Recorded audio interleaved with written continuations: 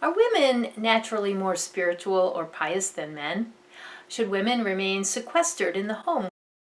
Are women naturally purer and more resistant to temptation than men?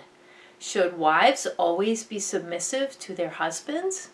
In the 1800s, many upper and middle class Protestants in North America, both women and men, believed that each of these questions should be answered in the affirmative.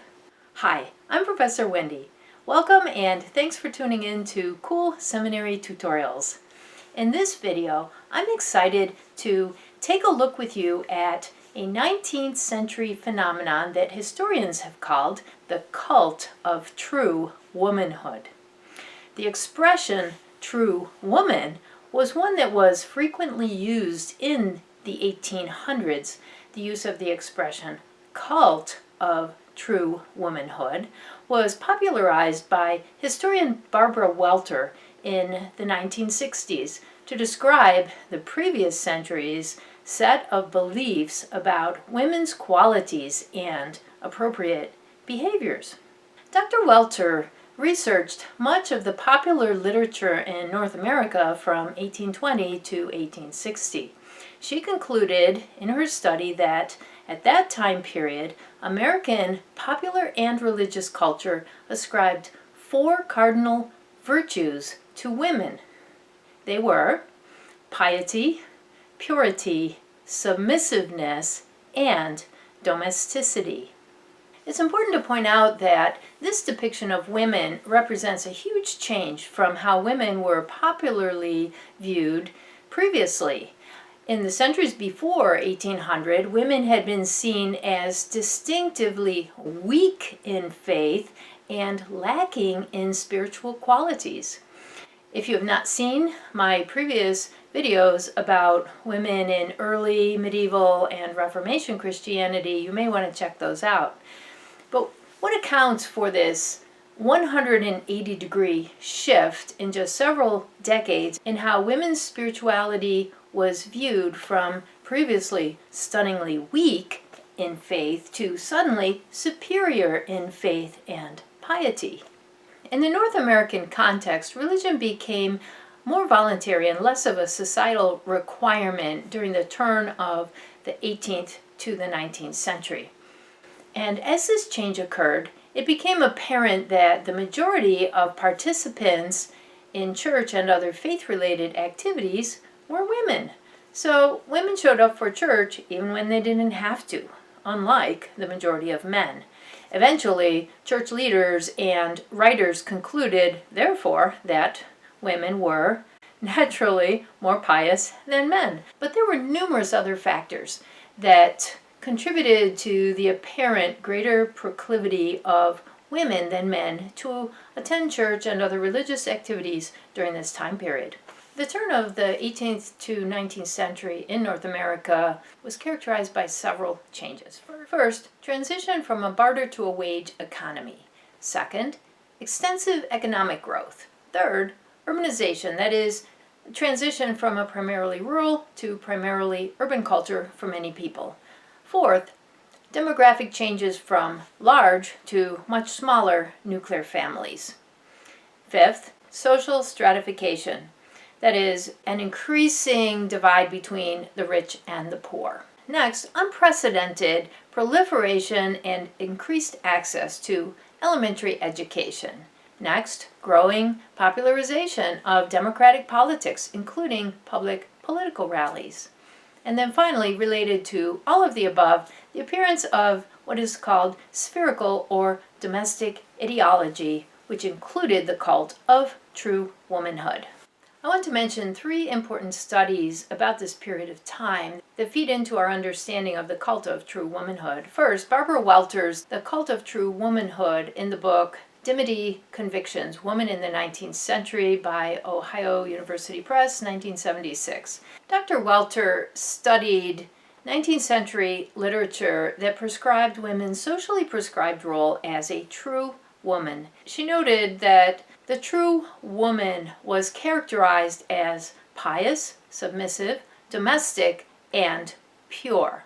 Second, Mary Ryan, The Cradle of the Middle Class, published by Cambridge University in 1983, studies the town of Oneida, New York, and documents a transition from the age of homespun family economy to that of the upwardly mobile middle-class family. And she shows how in this particular community, women filled a distinctive domestic role in stabilizing society by covering home life while the husband or father figure moved to the outside world as a financial provider for the family. Third, Nancy Cott, The Bonds of Womanhood, Woman's Sphere in New England, 1780 to 1835. Dr. Cott argues that although women were limited in the extent of their prescribed sphere, they were also bound together as sisters in these limitations in ways that strengthen their capacity to identify with each other and to work successfully toward social and cultural improvements. Ironically, then, the doctrine of separate spheres for women and men had the effect ultimately of raising women's status in society and vastly increasing women's power and influence in society. So, how did this happen? The separate spheres were viewed not as superior and inferior, but as complementary. Thus, for the first time, women were considered experts in something, even if it was only as experts in their assigned sphere. Women then came to be viewed as authorities, even over men, in things having to do with home, family, and children. In this sense, women and men were viewed as in separate but equally important spheres of life.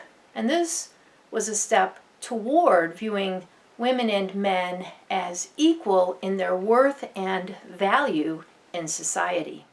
Here's a little sketch of spherical ideology, or the doctrine of gender spheres, in which we see over on the left the cult of true womanhood, in which women are expected to be pious, submissive, domestic, and pure, leading them to their place in the home, with children, in the family, and to a growing extent in church. Then on the right, the domain or the sphere for men is one characterized by strength, aggression, rationality, and dominance. And these are all the qualities, it was assumed, that would be needed in the world of work, politics, and professional life outside the home. So you see, these are complementary spheres. They are not intended to imply inferiority or superiority. As one result, by the mid-1800s, it came to be seen that it was more important for women to receive formal education even than for men to receive it. In fact, by the 1830s, the role of mother was viewed as so important and central to Victorian American culture that it became viewed as almost a profession into which women were naturally born. You see this in the development of maternal associations, in publications for mothers of proper techniques for discipline and conversion of children. You see it in the proliferation of children's ministries at churches, most often staffed by women. You see it in increasing opportunities for women to teach in Sunday schools and to organize and hold mothers' prayer groups. Finally, in this period, you see a growing concept of mothers as filling a key role in preparing for Christ's return and in building up the kingdom of God on earth by raising and training faithful children who would be the citizens and the Christians of the next generations. So out of this 19th century Victorian doctrine of gender spheres came two important developments for women, at least two. First, the increasingly widespread perspective that women were actually morally superior to men. Why? Because they're pious and pure.